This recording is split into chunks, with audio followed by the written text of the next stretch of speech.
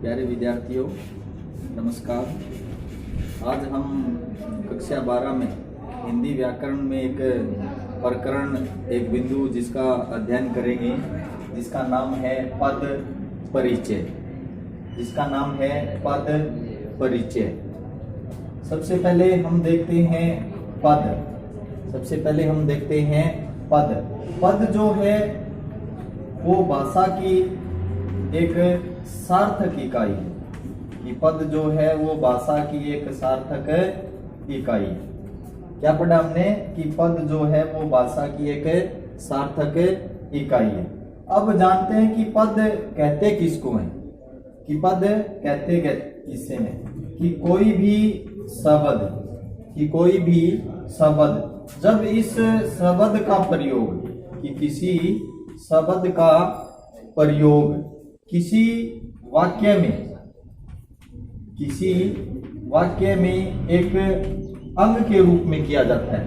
कि किसी शब्द का प्रयोग किसी वाक्य में एक अंग के रूप में किया जाता है, तो वो जो शब्द है वो शब्द क्या बन जाता है? पद बन जाता है। क्या बन जाता है? पद बन जाता है। तो कहने का अभिप्राय ये है कि कोई भी जो शब्द है उस शब्द का प्रयोग जब हम वाक्य में एक अंग के रूप में करते हैं, तो वो जो शब्द है वो शब्द क्या बन जाता है? पद बन जाता है।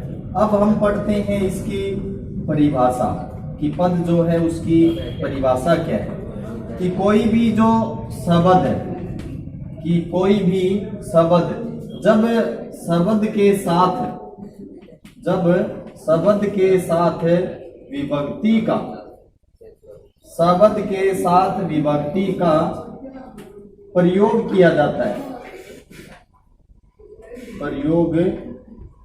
किया जाता है। शब्द के साथ विभक्ति का प्रयोग किया जाता है, तो वो शब्द ही क्या कहलाता है? पद कहलाता है। क्या कहलाता है? पद कहलाता है। कहने का अभिप्राय ये है कि विभक्ति युक्त शब्द ही क्या कहलाता है? पद कहलाता है। अब उसके बाद में हम अध्ययन करेंगे प्रकार। पद जो है वो मुख्य रूप से दो प्रकार के होते हैं। पहला है विकारी पद और दूसरा है अविकारी पद। पद मुख्य रूप से दो प्रकार के होते हैं। पहला विकारी पद और दूसरा अविकारी। पहला लिखा हुआ है हमने विकारी। तो वे पद या कह लीजिएगा आप शब्द कि जिनके रूप में व्याकरण के अनुरूप, किसके अनुरूप है? व्याकरण के अनुरूप। वे पद या शब्द जिनके रूप में व्याकरण के अनुरूप बदलाव आ जाता है। क्या लिखा? कि वे पद या वे शब्द जिनके रूप में व्याकरण के अनुरूप बदलाव आ जाता है, उन्हें क्या बोलते हैं? विकारी पद। उन्हें क्या बोलते हैं? विकारी पद। विकारी जो पद है वो चार प्रकार के होते हैं। पहला है संज्ञा, दूसरा है सर्वनाम, तीसरा विशेषण और चौथा जो है क्रिया। विकारी जो पद हैं वो चार प्रकार के होते हैं। पहला लिखा हमने संज्ञा, दूसरा लिखा सर्वनाम, तीसरा विशेषण और चौथा क्रिया। अब हम पढ़ेंगे इसका दूसरा प्रकार जिसका नाम है अविकारी। क्या नाम है? अविकारी। अब अविकारी क्या होता है कि कोई भी जो पद या हम इसको कहें शब्द, कोई भी पद या कोई भी शब्द कि जिसके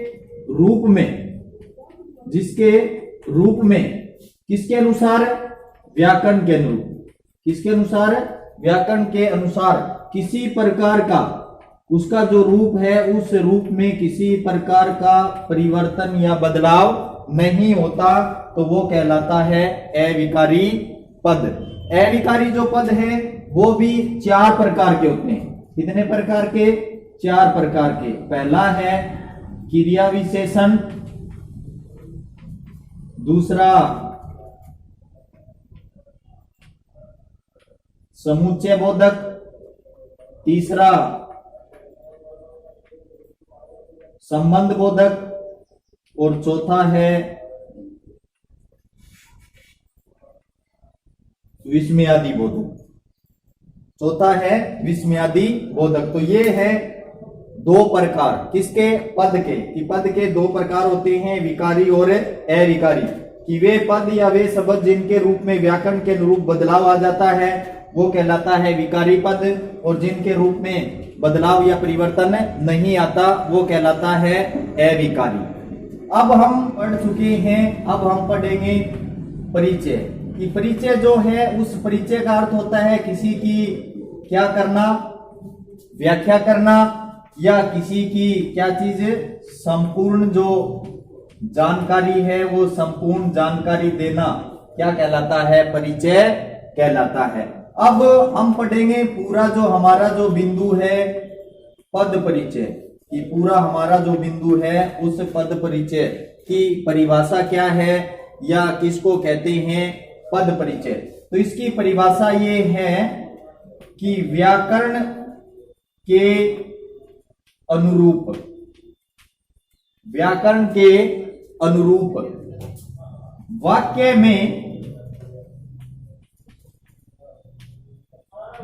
में प्रयुक्त प्रत्येक पद की संपूर्ण व्याख्या करना, संपूर्ण व्याख्या करना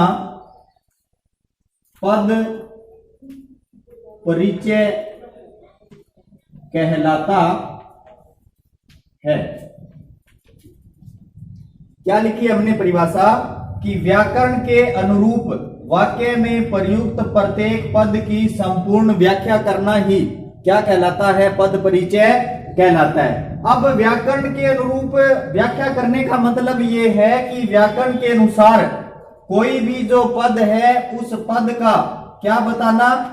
उसका प्रकार या फिर भेद, उसके बाद में उसका उपभेद, उसके बाद में लिंग, उसके बाद में वचन, उसके बाद में कारक, उसके बाद में काल।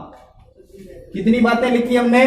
कि कोई भी जो पद है उस पद का उसका प्रकार या भेद या कोई उसका दूसरा उपभेद है या लिंग, वचन, कारक, काल, इन सभी के अनुसार कोई भी जो पद है उस पद की संपूर्ण व्याख्या करना। संपूर्ण व्याख्या करने का मतलब ये है कि उसकी संपूर्ण जानकारी या उसके बारे में पूर्ण विवरण देना ही क्या कहलाता है? पद परिचय कहलाता है। क्या कहलाता है? पद परिचय कहलाता है। अब कक्षा 12 की जो वार्षिक परीक्षा है उस वार्षिक परीक्षा में इस प्रकरण में से 2 अंक का प्रश्न वार्षिक परीक्षा में पूछा जाता है। अब हमने ये पढ़ा कि पद जो परिचय है उसके 2 प्रकार होते हैं, पहला विकारी और दूसरा अविकारी। अब उनकी हम अलग अलग से कि दोनों जो हैं उन दोनों की अलग अलग से व्याख्या करेंगे, दोनों का अलग अलग से अध्ययन करेंगे। तो सबसे पहले हमने इसका पहला जो प्रकार है, पहला प्रकार है विकारी पद। तो विकारी जो पद है इसके 4 भेद होते हैं। कितने भेद होते हैं? 4। पहला हमने लिखा था संज्ञा, दूसरा हमने लिखा था सर्वनाम, तीसरा हमने लिखा था विशेषण और चौथा हमने लिखा था क्रिया। कि विकारी जो पद है उस विकारी पद के 4 भेद होते हैं, संज्ञा, सर्वनाम, विशेषण और क्रिया। आज जो हम सबसे पहले अध्ययन करेंगे विकारी पद का जो पहला जो भेद है जिसका नाम है संज्ञा। तो संज्ञा जो पद है उस संज्ञा पद का जो पद परिचय, पहला जो बिंदु हमारा है वो ये है कि कोई भी संज्ञा जो शब्द है, संज्ञा जो पद है, उसका परिचय किस प्रकार से दिया जाता है। तो संज्ञा का जो पद परिचय है वो संज्ञा का पद परिचय करते समय 5 महत्वपूर्ण जो बिंदु हैं उन बिंदुओं का वर्णन किया जाता है। कितने बिंदुओं का वर्णन किया जाता है? 5 बिंदु। क्या लिखा हमने कि संज्ञा जो है, संज्ञा जो पद है उसकी व्याख्या करते समय या उसकी संपूर्ण जानकारी देते समय 5 बिंदुओं का वर्णन किया जाता है। सबसे पहले पहला जो बिंदु है वो है संज्ञा का भेद। दूसरा जो बिंदु है संज्ञा का लिंग। तीसरा जो बिंदु है वचन। चौथा जो बिंदु है कारक। और 5वां जो बिंदु है क्रिया के साथ संबंध। देखिए बच्चों कि हमने ये लिखा कि संज्ञा का पद परिचय करते समय 5 महत्वपूर्ण बिंदुओं का वर्णन किया जाता है। सबसे पहले संज्ञा का भेद, उसके बाद में लिंग, उसके बाद में वचन, उसके बाद में कारक और 5वां जो बिंदु जिसका वर्णन किया जाता है क्रिया के साथ है संबंध। हमें पता है कि संज्ञा जो है, संज्ञा के 3 भेद होते हैं। हम पढ़ चुके हैं कि संज्ञा के 3 भेद होते हैं। पहला व्यक्तिवाचक, दूसरा जातिवाचक और तीसरा भाववाचक। उसके बाद में लिंग। हिंदी में लिंग के 2 मुख्य भेद होते हैं, जो पुरुष जाति से संबंध रखता हो पुल्लिंग और जो स्त्री जाति से संबंध रखता हो स्त्रीलिंग। उसके बाद में तीसरा जो बिंदु है वचन। हिंदी भाषा में वचन यानी संख्या 2 प्रकार की। जहां संख्या 1 हो एक वचन, और जहां संख्या 1 से ज्यादा हो वो क्या कहलाता है? बहुवचन। उसके बाद में चौथा जो बिंदु कारक, यानी कारक के बारे में हम पढ़ चुके हैं कि वाक्य में दी गई क्रिया, कि कोई जो वाक्य है उस वाक्य में क्रिया दी होती है काम। अब इस क्रिया का दूसरे शब्दों के साथ संबंध को दर्शाने वाला तत्व ही क्या कहलाता है? कारक कहलाता है। कारक के 8 प्रकार होते हैं। कर्ता, दूसरा कर्म, तीसरा कारण, चौथा संप्रदान, 5वां अपादान, 6ठा संबंध, 7वां अधिकरण और 8वां जो कारक है वो है संबोधन। अब देखिए हम पढ़ चुके हैं कि संज्ञा किसी व्यक्ति, वस्तु, स्थान आदि के नाम को संज्ञा कहते हैं। इसके 3 भेद होते हैं। पहला व्यक्तिवाचक, दूसरा जातिवाचक और तीसरा भाववाचक। उसी प्रकार लिंग यानी संज्ञा के जिस रूप से पुरुष जाति या स्त्री जाति का बोध होता है उसे लिंग कहते हैं। हिंदी भाषा में लिंग 2 प्रकार के होते हैं, पुल्लिंग और स्त्रीलिंग। उसके बाद में वचन की संज्ञा के जिस रूप से संख्या का बोध हो उसे वचन कहते हैं। हिंदी भाषा में वचन 2 प्रकार के होते हैं, एक वचन और बहुवचन। उसके बाद में कारक की वाक्य में दी गई क्रिया, उस क्रिया का दूसरों के साथ संबंध को दर्शाने वाला तत्व क्या कहलाता है? कारक कहलाता है। कारक मुख्य रूप से हम बता चुके हैं कि 8 प्रकार के होते हैं। कर्ता, कर्म, करण, संप्रदान, अपादान, संबंध, अधिकरण और संबोधन। तो ये 5 जो बिंदु हैं उन 5 बिंदुओं का वर्णन किया जाता है। कहाँ? कि जब हम संज्ञा का पद परिचय करते हैं। अब हम एक उदाहरण देखते हैं संज्ञा से संबंधित कि किस प्रकार से, कि वार्षिक परीक्षा में जब हम इस प्रश्न को हल कर रहे हों तो किस प्रकार से हमें हल करना है। कि जैसे हमने एक उदाहरण लिया कि राधा पुस्तक पढ़ती है। ये वाक्य लिखा हुआ है कि राधा पुस्तकें पढ़ती है। इस वाक्य को पढ़ने के बाद में हमें उन दो पदों को रेखांकित करना है जो ये है। ये का मतलब संज्ञा है।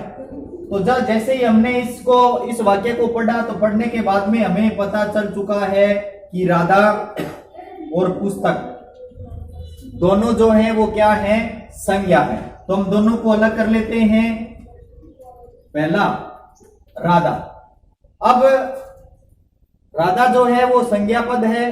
अब हम इनका पद परिचय करते हैं। तो देखिए, इससे पहले हमने ये पढ़ा कि संज्ञा का पद परिचय करते समय 5 बिंदुओं का वर्णन किया जाता है। तो सबसे पहले पहला जो बिंदु है संज्ञा का भेद। अब संज्ञा के हमने 3 भेद बताए, व्यक्तिवाचक, जातिवाचक और भाववाचक। तो उसमें से आपको ये पहचान करना है कि राधा जो है वो राधा तीनों में से कौन सा है। तो राधा नाम है, तो इसलिए नाम होने के कारण क्या है, व्यक्तिवाचक संज्ञा। अब दूसरा बिंदु लिंग। राधा जो है वो स्त्री जाति से संबंधित है। तो कहने का मतलब जो लिंग है वो क्या है, स्त्रीलिंग। तीसरा जो बिंदु वचन, राधा संख्या 1 है तो इसलिए एक वचन। चौथा कारक। अब कारक के लिए हमें इस वाक्य में क्रिया की पहचान करनी है। तो पढ़ती, पढ़ना क्या चीज है, काम, काम का मतलब है क्रिया। अब पढ़ना क्या है, क्रिया। और इस पढ़ने का जो कार्य है वो कार्य किसके द्वारा किया जा रहा है, किसके द्वारा किया जा रहा है, राधा के द्वारा। किसके द्वारा, राधा के द्वारा। इसलिए बच्चों कहने का अभिप्राय ये है कि क्रिया को करने वाला जो है वो क्या कहलाता है, कर्ता कारक। क्या कहलाता है, कर्ता कारक। तो राधा जो है वो कारक कौन सा है, कर्ता कारक। अब हमने आगे क्या पढ़ा, 5वां जो बिंदु जिसका हमें वर्णन करना है क्रिया के साथ है संबंध। तो यहां पर पढ़ना क्या चीज है, पढ़ना क्या चीज है, क्रिया है। और राधा क्या है, क्या है, कर्ता। क्या है, राधा कर्ता। तो इस प्रकार से हमें प्रत्येक पद का जो परिचय है वो परिचय देना है। आज के लिए इतना ही। धन्यवाद।